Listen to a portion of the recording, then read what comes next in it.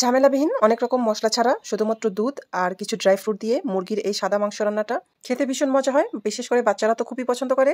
আমি এখানে 3 রকমের ড্রাই ফ্রুট নিয়েছি, কাজু বাদাম, কাঠবাদাম আর কিশমিশ, সাথে একটা পেঁয়াজ, একটা রসুন, এক টুকরা আদা আর 2টা কাঁচামরিচ। 1 কেজি চিকেন ভালোভাবে ধুয়ে পরিষ্কার করে তার ভিতরে দিয়ে দিয়েছি 1 টেবিল চামচ পরিমাণ রোস্টের মশলা, দিয়ে দিলাম স্বাদ মতো লবণ, আর যে মশলাটা পেঁয়াজ, রসুন, আদা, বাদাম ওগুলো ব্লেন্ড করে নিয়েছি সেই মশলাটা দিয়ে দিয়েছি। কাঁচামরিচ ছাড়া বাকি মশলাগুলো বেটে নিলে 1 টেবিল চামচ পরিমাণ হবে, ততটুকু মশলাই আমি নিয়েছি।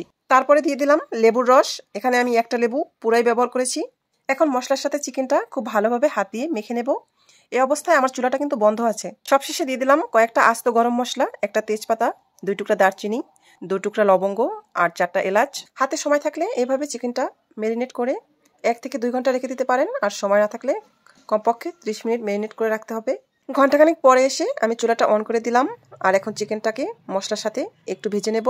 কিছুটা সময় ভাজার পরে আমি এখানে দিয়ে দেব বেশ খানিকটা দুধ। আমি এখানে কোনো রকম ঝোলের পানি বা টক দই ব্যবহার করব না আজকে।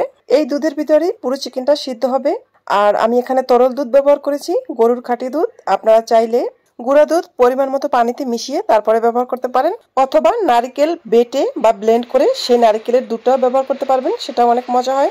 এখন ঢাকনা দিয়ে অল্প আঁচে চিকেনটা সিদ্ধ হওয়া পর্যন্ত আর ঝোলটা মাখো মাখো হওয়া পর্যন্ত রান্না করে নিব।